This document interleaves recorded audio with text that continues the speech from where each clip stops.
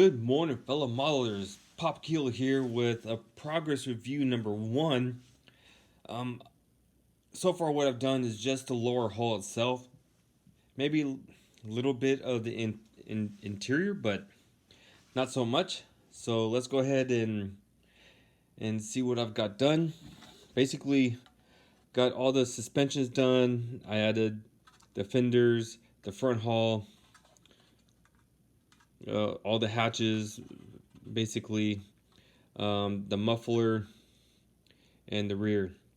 I left off the what do you call the road wheel holders because with my big fingers and everything, I might knock it off.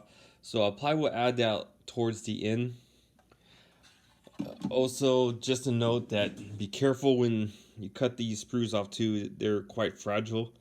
So yeah, so very cut it very digitally if you can. Uh, some issues that I came across with was basically the instructions so far. Um, One issue noted is the sprocket drive shaft, or whatever you want to call it. The transmission is calls for A7, and there actually is a different part for A7. It's actually A62. Keep in mind that um, Dragon's instructions are not the best. Another example here is this piece here. It calls for on S1 A42, A44, but yet on S2 it calls for A43, A45. Now, if you actually look deeper into the part itself, there are actually two different designs, kind of. I'm not sure if you could tell. Yeah, I don't think it's going to focus. But it has a little bit more details on this part. And not so much here. Less lines in there. So it just depends which one you want to go for. I'm not sure why Dragon did that. I could see late in the war if they didn't have a choice and mix match parts or whatever, because of running around or running out of materials or whatever. But it's kind of hard to tell with photographs because the whole entire world was covering it. So just pay close attention, I guess, if you want to use either A43, 45 or A42, 44. So just up to you. Probably not going to notice it too much. Like I said, the road wheels will pretty much cover it up. What else did I come across? I don't. I left off the tools for better painting. I left off F5 so that I could attach it a lot better with the upper hull, but I will attach it later. And it's best to attach the fenders first before you attach the antenna base because you don't want to leave no gaps or whatever. It's just a lot easier that way.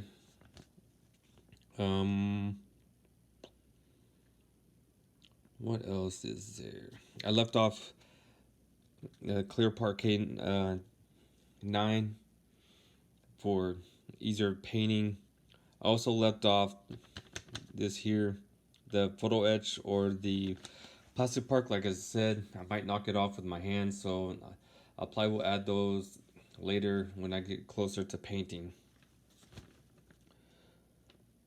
There's a lot of parts you have to cut off, which I don't really like too much. I just wish they just have its own separate mold for it, but whatever. It's not hard to cut, but still, I just don't like doing surgery if we don't have to. This here, I'm not sure if I'm going to be using the PE part or just the plastic part. I guess it's whatever I feel like. I'm not too happy about the detail on what do you call it, the top block, whatever you want to call it. There's no wood grains, no nothing, so either I have to do it myself or I may have to look at my stash to see if I find an extra one. So I'm going to skip the gun part of it. Normally I like to build that last. The gun itself is basically its own separate kit, I feel like. And then up next I'll be tackling the side hull and put all that together and adding some of the, what do you call it, the ammo and first aid and all that. So yeah, I still gonna have a long ways to go yet, but it's getting there. Hopefully next week I would get more stuff done. Oh, before I forget, I did not like these mufflers. I don't like. Basically, it's a two-part muffler, and it kind of bends that way, and then you have to add a little piece to it, and then it was harder than hell trying to not to get that seam, make it one long piece and everything. So it was quite annoying, but it might be hard to see or whatever. But I don't know. I'm just picky that way, I guess.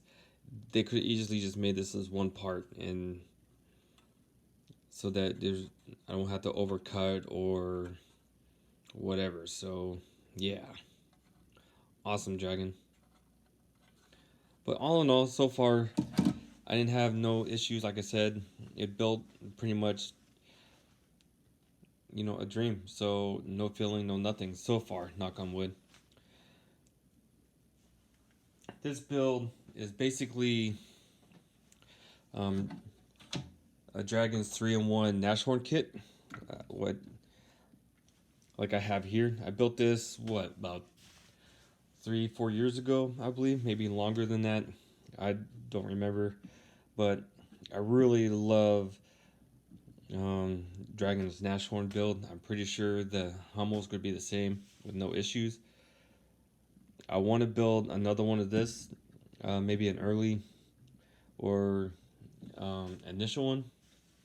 So I'm looking for another Nashorn kit. So, like I said, this is one of my favorite tanks destroyers, and I really, really love building this kit. Highly recommended. But like I said, the instructions are not the best. Just be careful. Oh, I also want to let you know on the difference between the early and the late Hummel. The early will be practically the Nashorn Hall, minus the gun, of course, is different, and the muffler in the back is also different for the late. Excuse me. So the early Hummel will have one of the driver's, I guess, compartment that's up, and this is an angle, and of course the early muffler will be almost similar to this. Okay, so of course the late Hummel will have the front hull up, and the mufflers is on the side and not in the back. So that's the main differences that I see, besides the different ammo compartments and everything as well. So I do want to build the early Hummel, but I saw a lot of photographs that it had a grenade protective mash on the top, and I haven't seen any company made that yet, but I'm really hoping they would, because it actually looks pretty cool. With kind of looks beefy with the Hummel with the protective screen on the top. So I'm hoping one day that a manufacturer will actually make it. If someone actually does as an aftermarket, please let me know, so I don't have to wait forever on what do you call a manufacturer to make it.